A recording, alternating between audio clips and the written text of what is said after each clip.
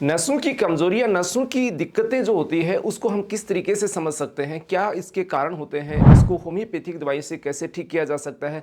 यानी आज के समय में नसों की समस्या आम समस्या है। हर व्यक्ति कहता है कि मेरी नसों में दर्द हो रहा है, मेरी नसों में कमजोरी आ रखी है। तो आज की इस वीडियो में हम समझने की ये कोशिश करेंगे कि ये नसों में कमजोरी आपको क्यों होती है, इसको हम नेचुरल तरीके से कैसे ठीक कर सकते हैं, और लास्ट में बताएंगे 4 ऐसी होम्योपैथिक दवाइयां जो आपकी स्टेप बाय स्टेप जिस तरीके की कमजोरी आपको महसूस होती है उसको रिकवर करने में आपकी हेल्प करेगी। तो चलिए बिना देरी के वीडियो को स्टार्ट करते हैं।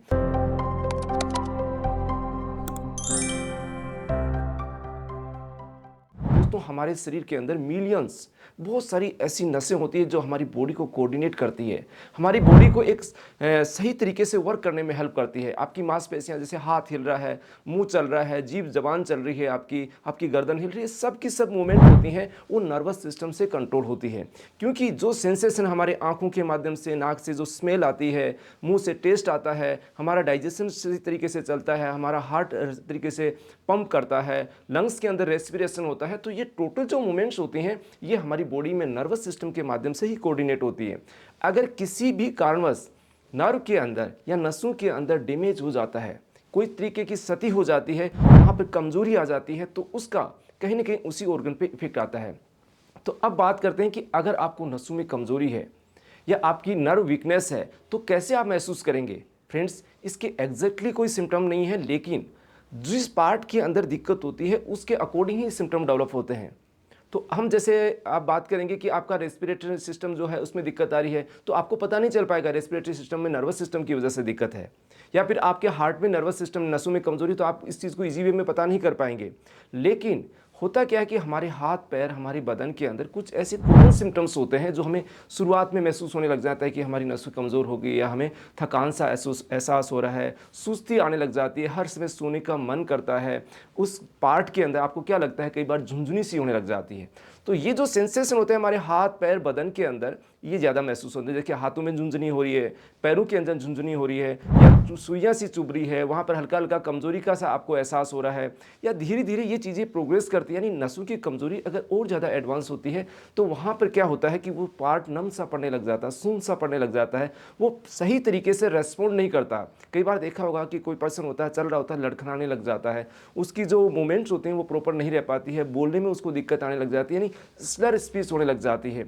उसके आंखों के अंदर जो मूवमेंट्स होती हैं वो नहीं हो पाती, आंख का एक पार्ट होता है वो धीरे धीरे हल्का सा टेढ़ा होने लग जाता है, या हाथ को हम पूरी तरीके से मूवमेंट नहीं कर पाते, हाथ को उठा नहीं पाते। तो ये चीज़ें होती हैं, नर्व वीकनेस को इंडिकेट करती हैं, और ये और ज़्यादा प्रोग्रेस करती है। तो ये क्या करती है, नर्व हमारी मांसपेशियों को कंट्रोल करती हैं, वहाँ पर उनको संदेश मैसेज देती है कि इसको कैसे कंट्रोल करना। अगर आपकी नस वास्तव में वीक हो गई तो उस चीज़ का सही तरीके से रेस्पॉन्ड नहीं मिलेगा, उस हाथ को आप जिस तरीके से उठाना चाहें वो उठा नहीं पाएंगे। तो वो आपकी इस चीज़ को इंडिकेट करता है, और वो मांसपेशियों को कंट्रोल के साथ ही ये जो आपकी जो कोऑर्डिनेशन, वर्क कोऑर्डिनेशन होता है वो इफेक्ट होता है, और ज़्यादा धीरे धीरे कमजोरी आती है तो आपकी मांसपेशियां भी सिकुड़ने लग जाती है, कमज़ोर होने लग जाती है, कारण कि उनका वर्क प्रॉपर एफिशिएंसी के साथ नहीं हो पाता। तो वो आपकी मांसपेशियां भी कमज़ोर होकर, यानी मसल स्वास्टिंग स्टार्ट हो जाता है, और आपको मांसपेशियां बहुत कमज़ोर नज़र आने लग जाती है, और लास्ट में क्या होता है कि पैरालिसिस जैसी स्थिति डेवलप होने लग जाती है।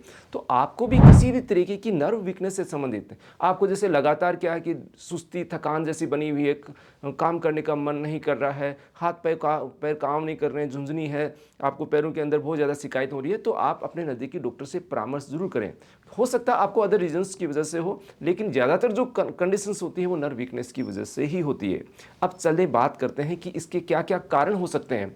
तो सबसे मेन जो कारण है इसका कि अगर आपकी नसें अच्छा काम कर रही है तो उनको अच्छा न्यूट्रिशन मिल रहा है, लेकिन जैसे ही न्यूट्रिशन की कमी आती है तो नर्व के अंदर जो उनका भोजन होता है वो नहीं मिल पाता।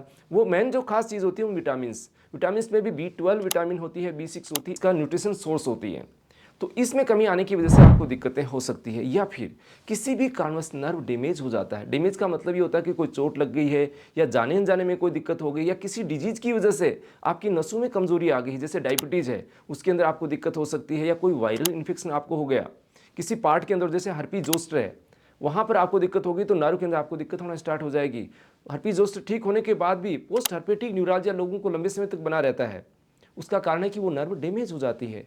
इसके अलावा आपकी बहुत सारी ऐसी बीमारी, मल्टीपल स्क्लेरोसिस है, आपकी स्पाइन के अंदर जो नसें होती हैं उन पे दबाव आ जाता है, स्लिप डिस्क की समस्या है, सियाटिका जिसको हम बोलते हैं वो समस्याएं हैं, या लूपस इरिथ्रोमेटोसिस जो कंडीशंस होती है उनके अंदर, और भी बहुत सारी ऐसी बीमारियां होती है जैसे गुलेन बेरी सिंड्रोम है, उसके अंदर भी नसों में दिक्कत होती है। तो काफ़ी सारी ऐसी दिक्कतें होती हैं जो आपकी नर्व वीकनेस को इंडिकेट करती हैं।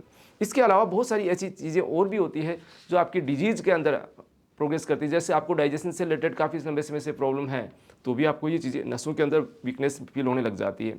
तो अब बात करते हैं कि आप इस चीज़ को जान चुके हैं कि आपको नसों में ही कमज़ोरी है, तो आप उसको कैसे इंप्रूव करें। आप नहीं चाहते दवाइयाँ खाना, तो उसके लिए आप विटामिन के सोर्सेज यूज़ कर सकते हैं, या आप उस चीज़ को डायग्नोज करवाएं, पता करें कि आपको ये चीज़ क्यों हो रही है। जैसे आपकी कहीं नस दब रही है या बार बार वो नस डैमेज हो रही है, तो उससे आप बच सकते हैं।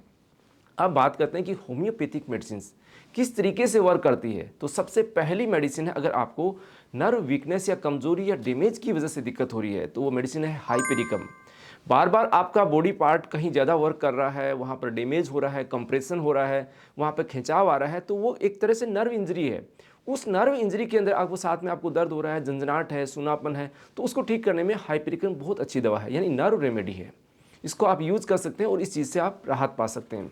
सेकेंड मेडिसिन जो आप बात कर रहे हैं वो है मैगफोस।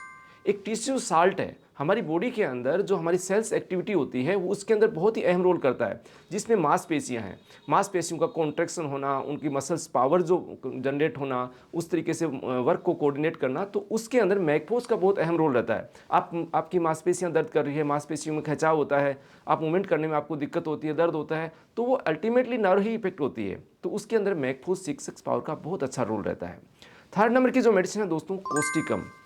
क्या होता है कि हमारी नर्व वीक होने के कारण धीरे धीरे हमारी मांसपेशियों में कमजोरी आने लग जाती है, या पर्टिकुलर पार्ट के अंदर कमजोरी आने लग जाती है। आपने देखा होगा चेहरे का एक पार्ट होता है वो कमजोर हो जाता है, जीभ एक साइड से मुड़ने लग जाती है, जीभ सही तरीके से मूवमेंट नहीं कर पाती, या एक तरीके का हाथ आपका काम नहीं करना, उसमें कमजोरी आने लग जाती है। तो उस कंडीशन के अंदर कोस्टिकम बहुत ही अहम मेडिसिन है।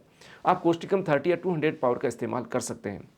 कई बार सिचुएशन ऐसी आती है कि धीरे धीरे आपकी मसल स्वास्टिंग होने स्टार्ट हो जाती है, मांसपेशियां कमज़ोर होने लग जाती है, और वो पार्ट धीरे धीरे पैरालिसिस की तरफ जाने लग जाता है, यानी पूरा काम करना ही बंद करने लग जाता है। तो वहाँ पर जो एक मेडिसिन इफेक्टिव है वो प्लम्बम मेटिलिकम, जो आपकी नसों के ऊपर जो सीत होती है उसको रिपेयर करने के अंदर उसमें बहुत ही अच्छी हेल्पफुल मेडिसिन है प्लम्बम मेटिलिकम। तो जो लोग मसल वास्टिंग के साथ पैरालिसिस की तरफ जा रहे हैं उनके लिए बहुत बेस्ट मेडिसिन है प्लम्बम मेटिलिकम। इसके अलावा भी होम्योपैथी में बहुत सारी दवाइयाँ होती हैं जो अकॉर्डिंग टू सिचुएशन सेलेक्ट करके दी जाती है। अगर आपको भी ऐसी समस्या है तो आप अपने नज़दीकी डॉक्टर से परामर्श करके प्रॉपर ट्रीटमेंट लें। आप चाहते हैं हमारे से परामर्श करना तो दिए गए व्हाट्सएप नंबर से अपॉइंटमेंट लेके कंसल्ट कर सकते हैं। दोस्तों, ये नसों से संबंधित या नसों की कमजोरी से संबंधित जानकारी आपको अच्छी लगी है तो लाइक कीजिएगा, शेयर करना चाहें तो शेयर जरूर कीजिएगा। अगर आप चैनल को सब्सक्राइब नहीं किया, सब्सक्राइब करें। मिलते हैं नई नई जानकारी और वीडियोज़ के साथ। धन्यवाद फ्रेंड्स।